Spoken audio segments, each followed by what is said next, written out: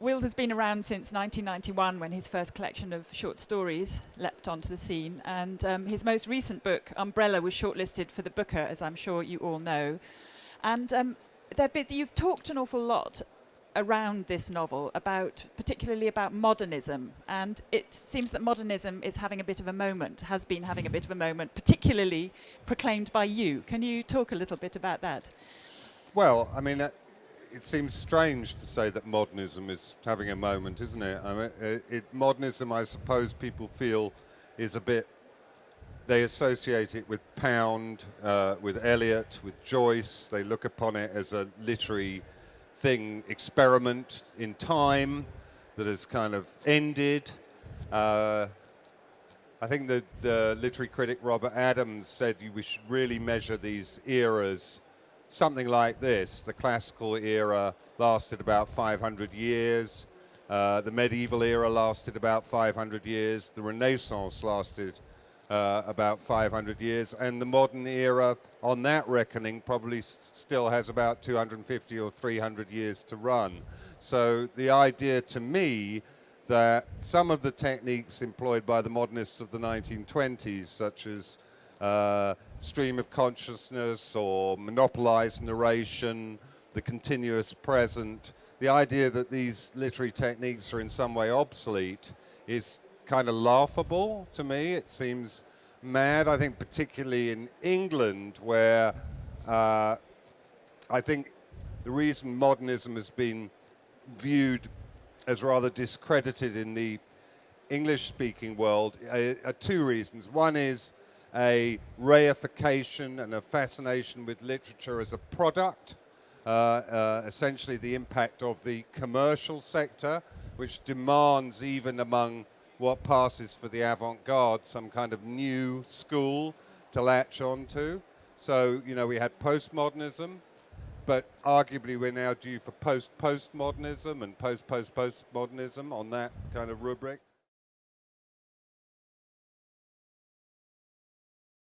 And as anybody who knows your work will attest, you also do an awful lot of, you put a lot of location into your work. You've written non-fiction books, Walking to Hollywood not least among them, where travel is the thing, getting from one place to another.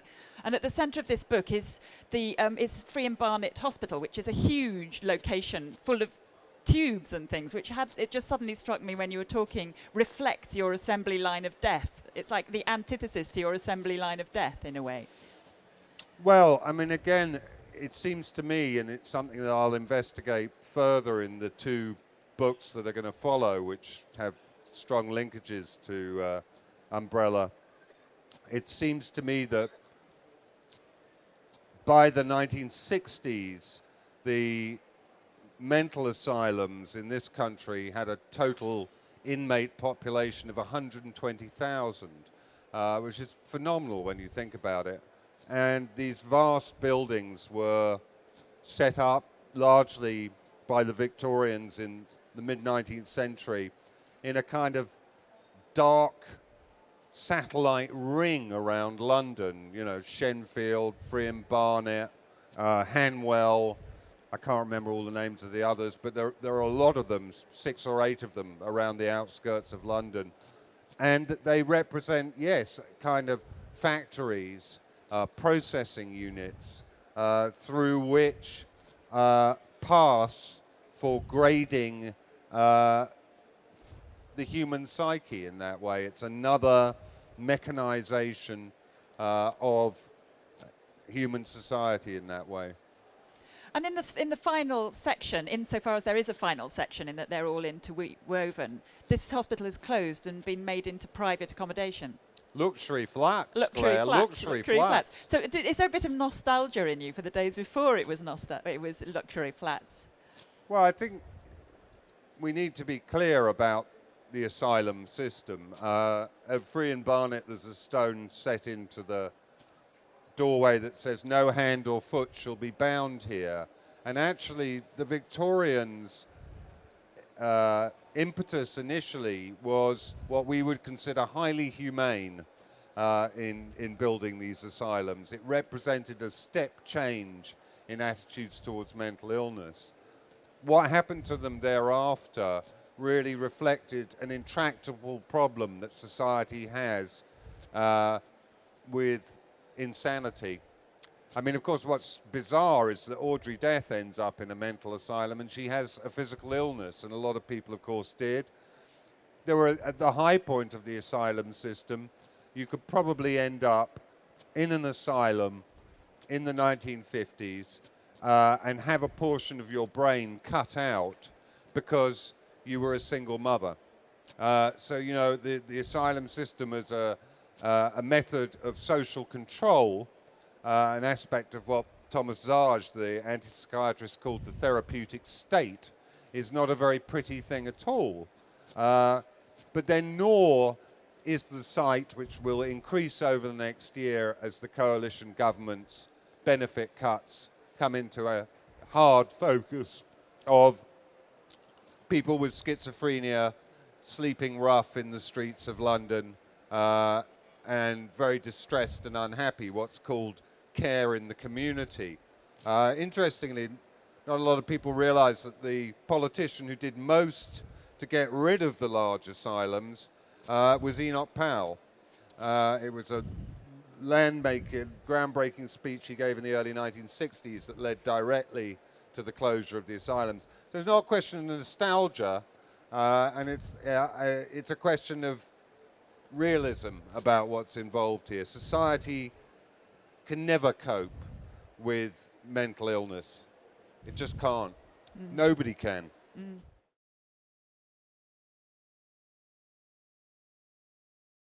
It struck me looking back over your work that actually you could see your whole oeuvre as a love letter to London. Not all of it, because there was that walking to Hollywood flirtation, but How the Dead Live is set in Dalston, Yeah. the Golders Green Cemetery, the inside of a head of a London cabbie that suddenly becomes the new Bible. Yeah. Well, it's faux demure. I mean, when I was growing up, I assumed that I would go and live somewhere exotic and interesting, and I was very interested in anthropology and traditional societies. I did spend some time in Australia, we were talking about in the outback, and my mother was American, so I'd had a year in school in the States, and, you know, unlike a lot of English people, I don't have any kind of gee whiz attitude towards the States. It's just there. So I just assumed I'd go somewhere else. I love European culture. What happened to me was that in my early 20s, in quick succession, my father emigrated, my brother emigrated, and my mother died. And it left me in London alone. And then I realized that it wasn't that I wanted to leave London at all. I just wanted to get away from my family. So I stayed. And the longer I stayed, the more, because of the kind of writer and the kind of books I wanted to write, the more it became clear to me that London was inseparable from my fictional project, that I couldn't. And then I should say in about the 1990s, what was always an ambivalent relationship with the city probably tipped over into hatred. And I started trying to leave London. And I tried to leave for about 5 years. And eventually one day I found myself in Suffolk, living in Suffolk. And I'd made one friend in Suffolk.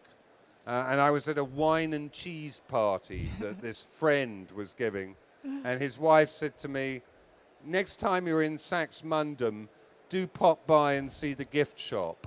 And I rented a van and moved back to London the next day. And that was it. I've now made my peace.